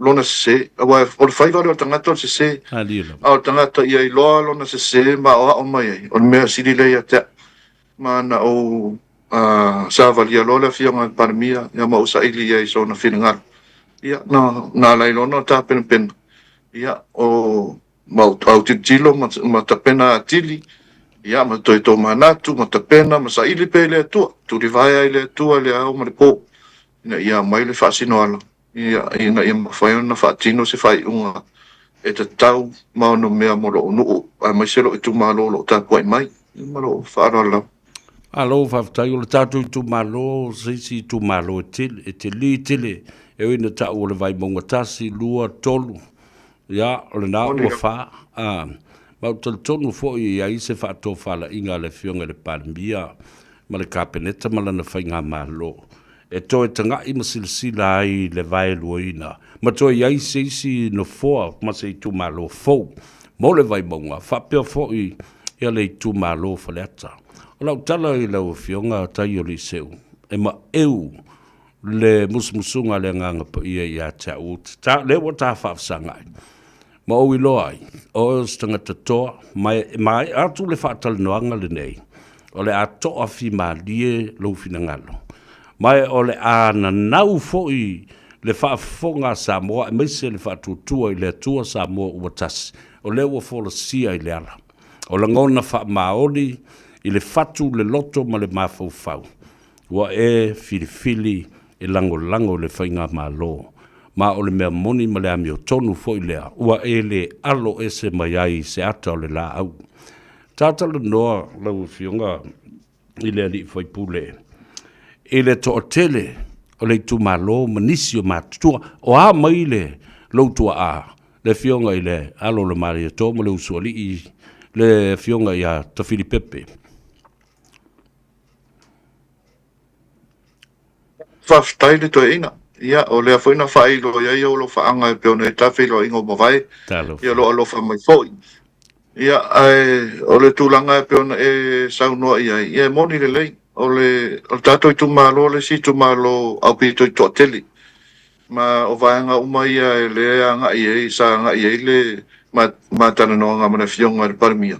O wai, e pea na o fola tua le au ngā poloketi. Aina whaali ia tūlanga i le inai vaenga na o talusanga i le fionga le parimia. E au na silsila toa iai. Ia whātaitainga o le whainu mera wa o le fasili lai no fo mara toa tele temini o le ale tā ua o se sino foa mo le vaimau.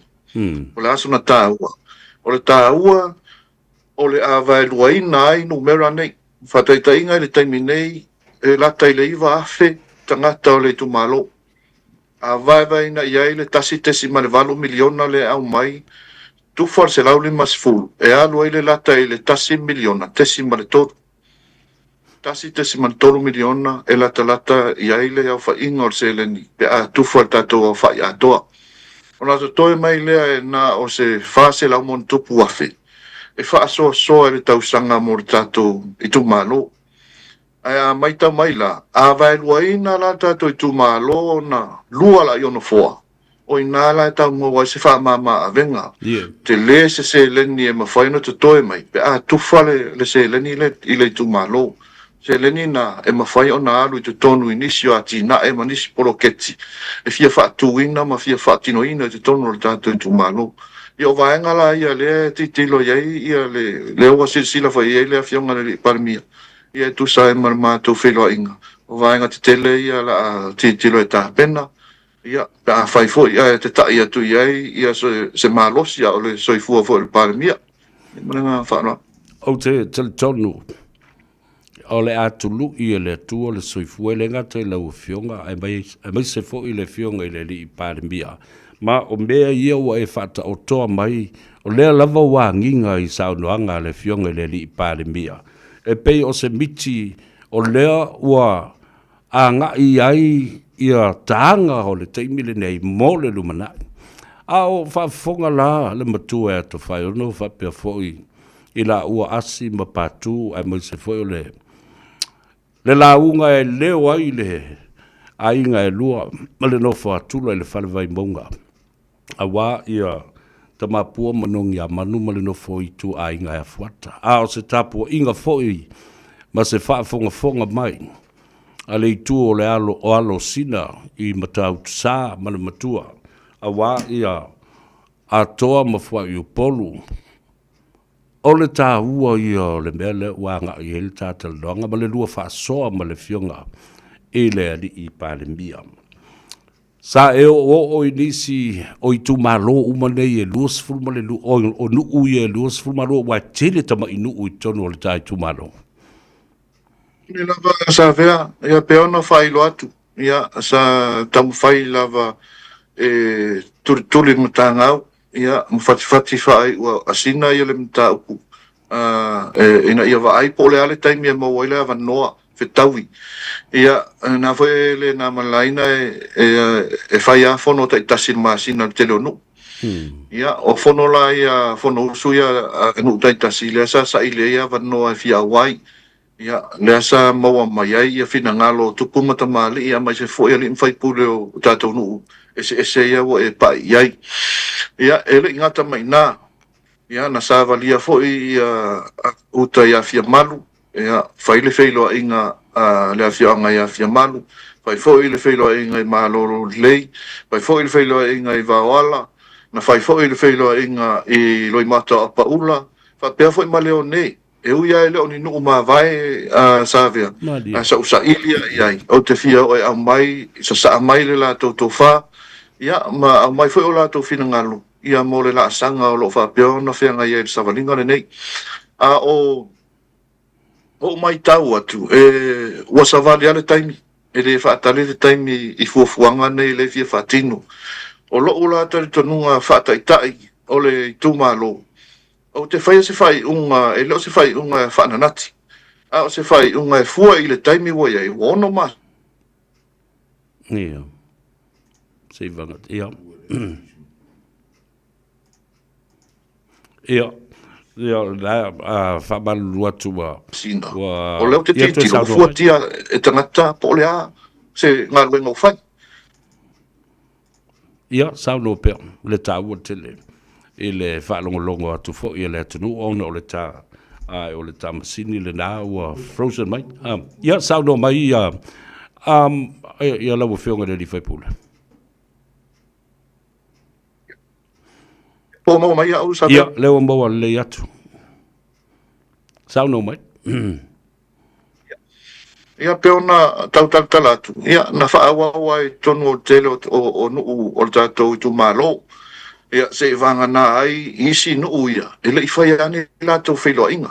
Ele i whai ane na o tamo whai ai. Ele i whai ase lātou whono i te tono masine u tuana. A mea u whailoa mai o le asa whono lea manu e tamo whai ai sa mātou awanoa. A peona o whai atu o loo wa ai i ai ua vave wa savali ale le taimi.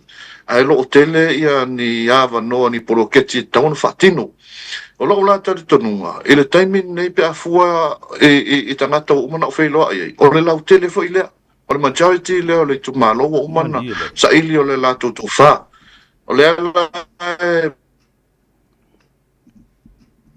ia la lango fa nga malo o fast o tu like mai malo fa ta wo tele le whaafonga manino le atunuu i lau folosanga ai maise. Le wha maoni o lau loto ma le nganga moni ina ia apo ia le manuia o le atunuu i le teita inga le fionga i le i pārimia le lauli. I le tātou lava nuu i mangiang. A tanga masa a tanga, le tui o a tanga, salatia ma laulua moa na whanatau. Ai maise fo i le usoli, ma alo le mali atoa. O le asa utanga i to tono o le tātou lava nuu ina ua mai o no tau whailoa i mawhai to toa. O le whātua tua i le atua Samoa ua tasi nisi fo i o tamali i pei o iai nonu ma vea tau ia. La sa utou tala na whai. La ua whianga wa mai ana whailoa i ma tamali i nei. I le to whai a pule yata. Ia po le whianga fo i le alo male toa i a vea tau ia. Ia mai se fo i le whianga i a nonu. Ma wala lango whaatasi fo i o la finangalo, wa ta oto mai le tō wha. Ia au te sāu ni e tau ave ia le fu o le fast. I to tonu o le whaaranga maia. Whai ngā pālota pe a whai ia pe a o le teimi o le whiwhilinga. O le a sāvalia nei. Ma o mangiangi ia tulou fo i le a whio sori i mga whamainga a mai se fo i alo ma le toa. Ala ta isa tanga mfuata. Ele ma whai ono fuatia i se vaai. Ia lavo. Ia, o le alara whanga, ia, ele whai ngofie. Ia lavo. Mai, peia ona masani ia. Ia, ele taimi e tau matea, po o ferme ta o toa ele tō wha. Ia, ma le wha utautanga. Ia, a li i ma whai pule o si o mātou no.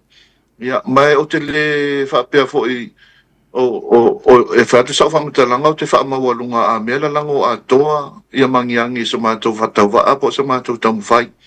O la oa ia ngā luenga o le tamu whai whaapupula ia mā fuaanga ua lai no whiriwhiria ia le whatuatua i le atua sa mo tasi e tali tonu ina ia le whai ngā māro tūrai mai. Ia o paule o la uia ngā luenga mi whaina whai a o whina ngā loa i o tangata e la lafo pe ia te la tau. La ia le tō whā, la ia fo i whautanga loto, ia e la tō te whai ai whai unga te tau mol manuia o si mātou nu, ia mana ngā whāloa. E la ua whaino le whangatia i atu le epa ma le lai tu vai, i le lātou pāti whai na e ulu whale mai ai tono o le mauta whono ma le pāle mene. Sa ave i sau tusi pe sa e a fio i ai mautou whaafsanga i o whafonga i whafonga. O ātala na whai. Na o fionga e male ngā whāloalu. E le ai, na o i loa e le taliango fie ia se tūlanga tau whaamāwaenga. Ia a mai sea e le whai numera lai ai. Ma nei mea ane o se sa whai tau. Nanga o tele ilo atu tono loto. O la una ia tantonunga. Ia esili ona fai male loto mawalalu. Ia male e fai ngofia i fo. Na tusi le tusi ma momori ia la fa ma vaenga. Mai ele fai ngofia tu langa i me fa penei la o fiama. O ia te awa ia. Ia o tele mana o fo ina o tam fai avoid the conflict. Avoid the confrontation. Tele mana o atu ia te wa batu ma me ave ma me la fo ini fa matalanga. Ia ele mfaito ia o mai. La dila. Ia o lo wa ia vai nga na pule o loto. Ia ma o savalingu ia avele tusi. Ia fa ma vai lo ia mai le vai nga fai. Ona wole tu sai foi ia ma me sai le ma fau. E nga ia tausile tu malo ma le nga fa lo. Alo fa tai tau o musmusunga le nganga na faia. Ina ia momoli alo ia le da tusi e au noa malau tau whaafsanga i malau lua fasila whai wa e marmalama le i talo le ala lafo le lai tu i lau fionga ai whaaftai le lotu tele whaaftai foi whaafonga i le musmusunga le nganga i isi au wala e aloa ia matu i natuai tātala noa la fofolo le fala i nisi o polo keti o e manatu e te tau o le wha le lei atili ma wha o ngā le lei ai le 2 miliona leo le avatu o lau i tūmalo. O fionga ma le whaalo alo pei lava ona wha loa i le sāwalinga mai, i le tamo whainga mo le whainga pālota. Ia, ele ngata e tau ia vai monga tolu o le i tūmalo tū taulanga. Ia, ai fua fo i le vai, o le e 2 minute ale nu ua pito mamau i tiavi, ia nga i le taulanga. A o fōringa vai ale taimi nei, ia, pia mōli mai watua o te ilo fōina sila iei mai moa ia ma malo tato tunu whenga saloa.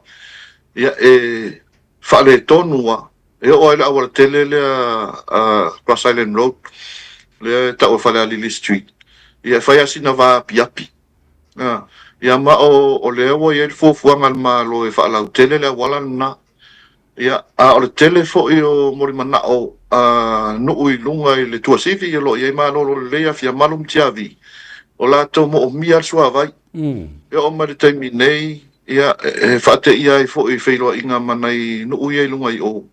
Ia, sa ele tato nunga o le sua vai o mare taimi nei. A inga ele ola le paipa. Tu loa, whafonga mena tunu. E whaongata ne vai.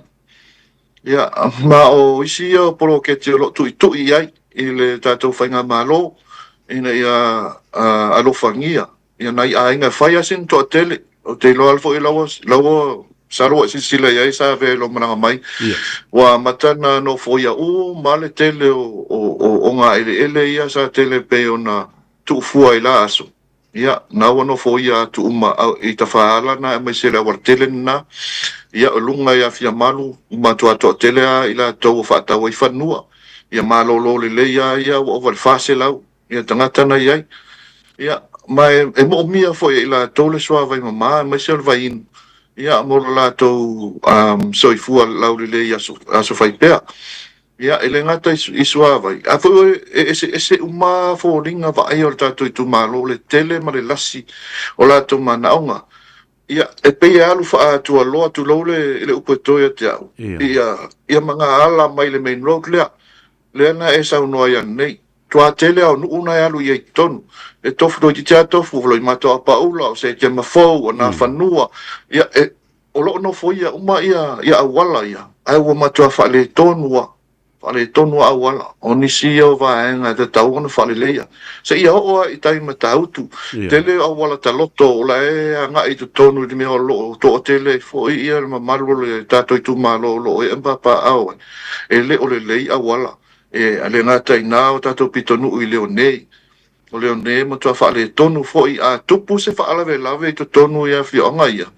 E na o le whaamomo i loto i le whaavai le taimi na taua tuai. Moni. Awa e le lei se exit. E le lei se awala. A whaape oso se ngase whaafua sei. Ia o te iloa e whai o le tau maa lua o le aluatu iau se ambulance.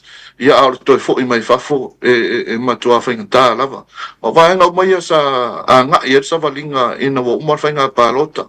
Sa whailoa ia i ma pūlenga o ngaruenga te tele ia le malo.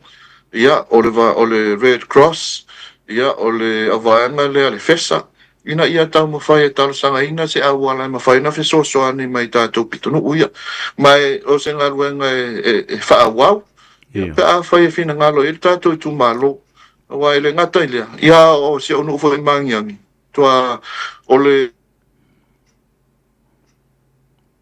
ia tau whale tonu mai foi ia a o whaafonga foi le tunu ai mo se foi lau mai mo mai ia ma o le supply au pito lata ia sauno mai lo fiong amarulu atu le whale tonu mai le tātou sota inga ia na le uto la ngona sauno mai ko maua mai ele ngata ilea o si se matonu i mangiangi ia o le awala le nga iu tala loa o ina le afaingai o le marketi por supply na o le marketi funga lei au pito lata nai funga lei o lo ia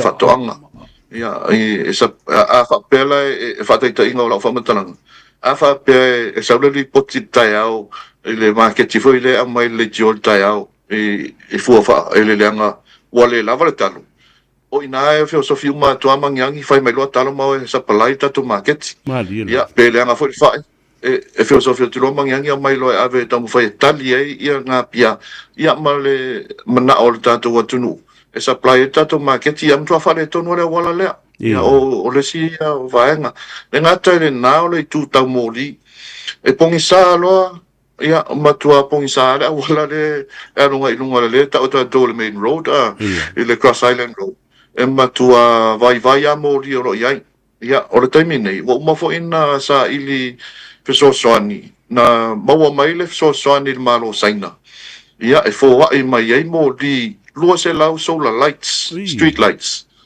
tali mai ai le malo saina na maua moli sa vea i le masino November ia sa la mona le fia ma le mita le nai taimi fafta ia ele loto i le tua le whaongaina o se whatauwa ia peta iani sa ia le fuafuanga e le tauna se sulu tato malama tato i tu malo ele o Christmas o vaperi on me alofa le e mo tato i tu malo o tu malama to tato i tu malo Christmas peta iani sa tamu fai sa valia ia le ofisa o le EPC ia o le marsi anga fa'atis ia mo se la to soani tulanga le fa'onga ino po mo le mounting o moli nei ia o mai le so ia o le i mo se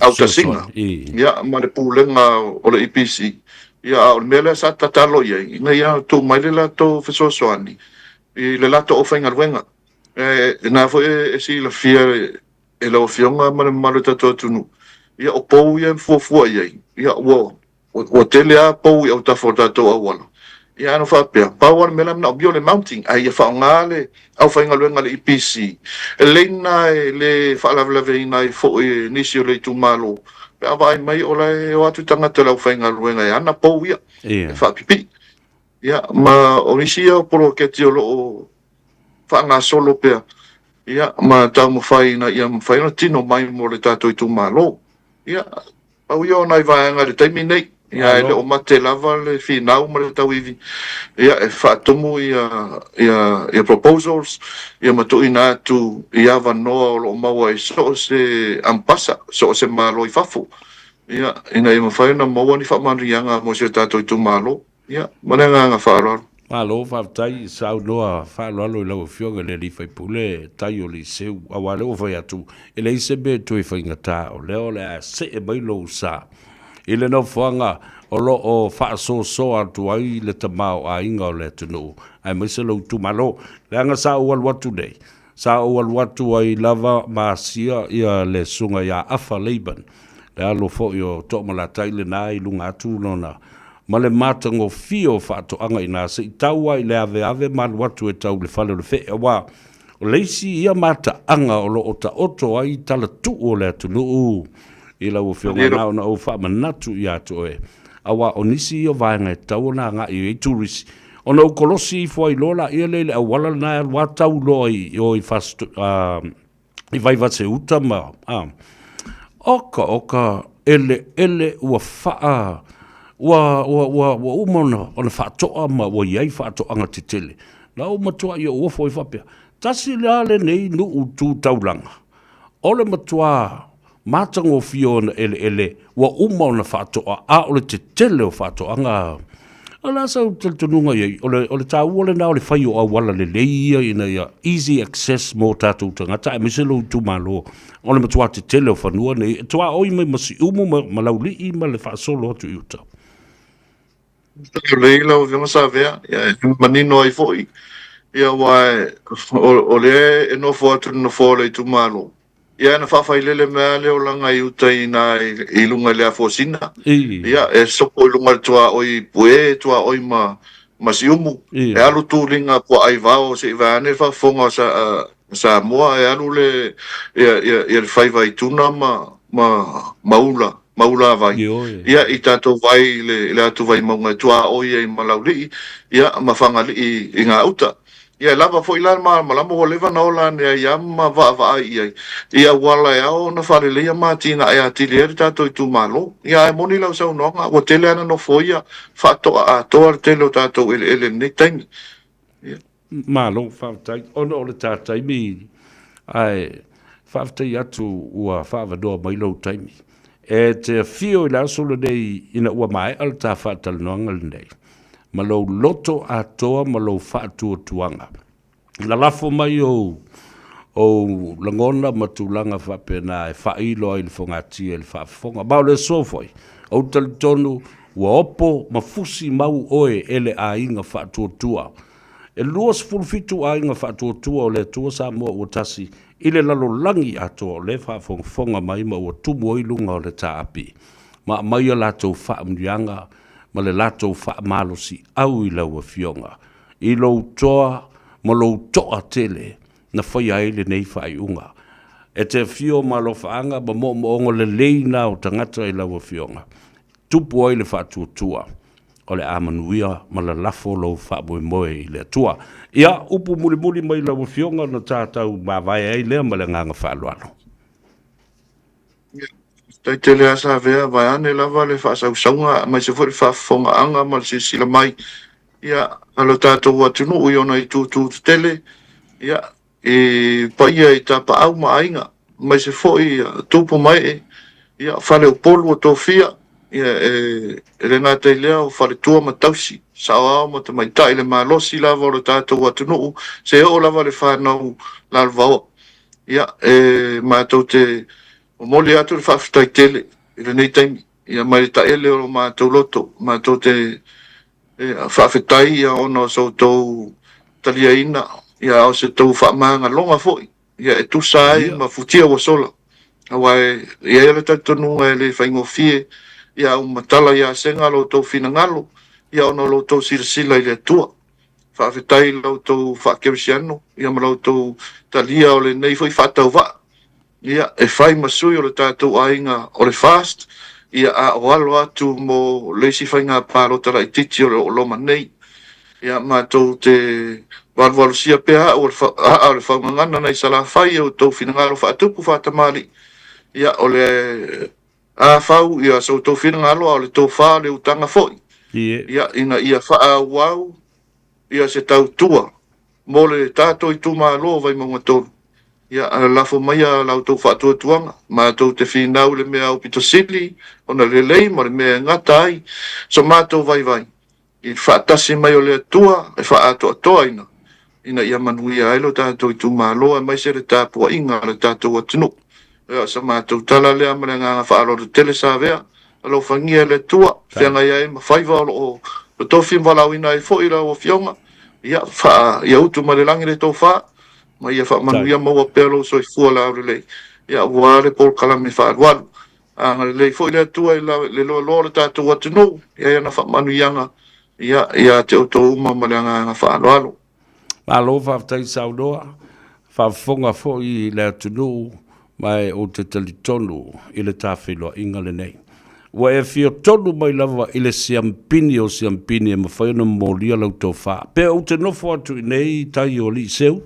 o la e whaafonga malangona fo'i e Samoa mai ina le leo o lei a tau sa vea e longo puia le i ai momoli i maota malawa ai maise i ulu mo to a folau i to tonu o loto manganga leo whaafonga lo i tu malo i le mea te mana o e whai e manuia i lo i tu malo lo fatele mo lau fionga ta te whailoa i pea i le lumanai a o ta pena le panota lai titi e lo tunu o lo fambo oe lo fatu mo le tata ma ai fa soifua ia mo le teminei dai lava sa vea soifua ia manuia le fiafi ia manuia fo i le fiafi ia le na Samoa tawalunga tuele talanoanga ma le fionga le li faipule ma le ufa ia tuele vesento faipule le tamaloa e toi fo i mai fo i to tonu o le whaalanga mai o le whaatutu e le tu sa mo utas la ua whaalongolongo mai isi media propaganda i le mele vet whapea wo ia le la utal sa o tuale i ata usavea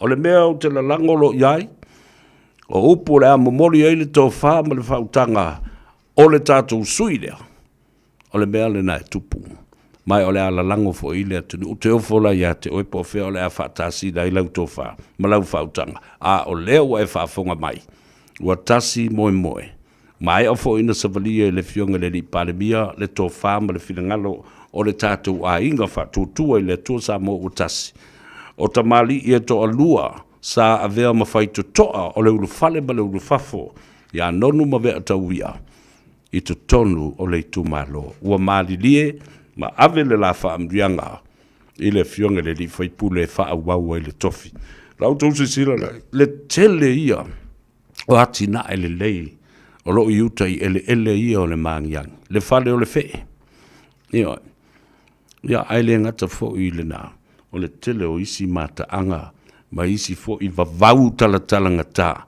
e ono a fea e tu risi ma tangata ta fafau ia ai maise la o le talo o le fai o le ulu ai maise o fwala au aina ma mea whapena i le anga i atu lea i mangiangi e nanga taua mangiangi fo i lele pole mana tua le si tua le nuu lea o le matua malulu lava e tau o Wellington e te alulo i lalo i le paipa le nai ai wa tasi le mea lena utau fai atu ai nei i le fionga le li faipule mana tua la e le uma i talanoanga ma le faipule o le vaila e sau itua o lewa le tau o na tau mafa fua ia mangiangi le vaila na tau foi o na ola fua ia ele tise a mangiangi le vaina langa o le sau i na le pau ato e sau i ma le vai ia le na tau o isi foi mea na o le amomoli le faipule a wa lana to fa malana faututanga i nisi fatalanoanga a o ta pena mo le fainga panota le titi le pa ia lau tele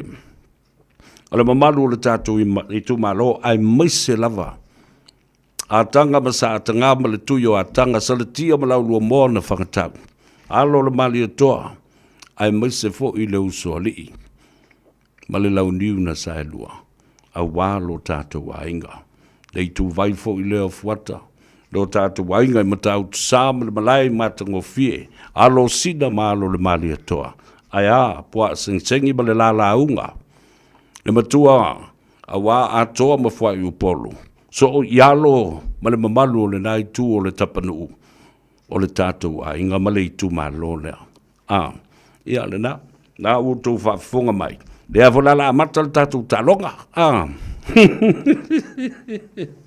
Ioi, e amata whapena, e amata loa, ia na tu ia tu whapena si tātou amio.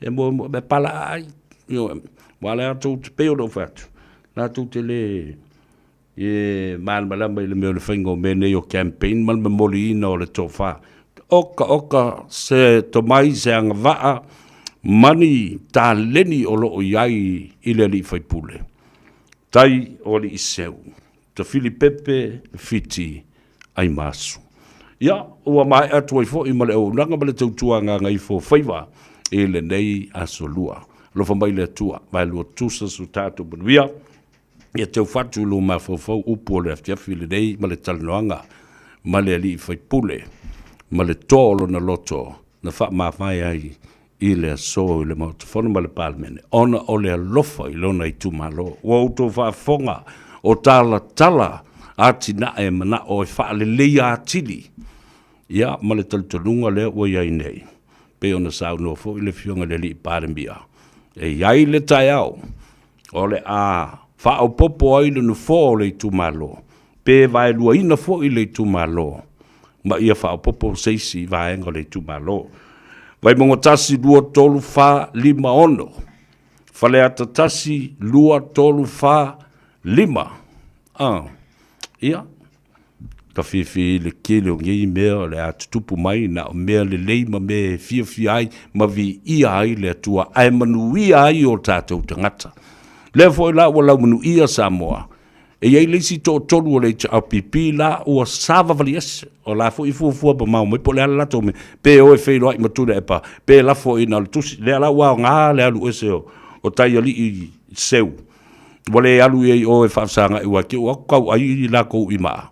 Ale ua tusi sa o ile tusi ia tō mali lie. Awa o fusu anga me fai oi pe kesa pe afa pe oi feilo ai ma fai atu se tala ia mali eli tui. Ia la o fase tuangalu. Ai alo lo tō sa. Ta le fia ma ngoko kua i le kou me pe anga ule au. Ia wala ola uli ia le wala la o e folo i le mele na fai e tai o li seu. Awale alu ye oi pete sa wai fasi inga ye pekes. Ai tusi ai le tusi. No vai ele. Ola mo kwa poko le fai pule mana na vele na fai. Ya anga leile tua fa mangalo se leo ona tatou fai lo ai le onga tutonu o le nei vai aso ile aso tai. Au faftai se manu, faftai le lango mai le tanga luenga fai to lua. Ya ai tu o to le pese. Se so me se pese le ato se vea. Ta te tau mawai ai, i le nei fo i a fiafi, a manuia, i a lunga o le awala tele. Au i te mi ka vale lunga le awala e ma le kele o mea fufuru, ma le lavea e fo o se ka vale.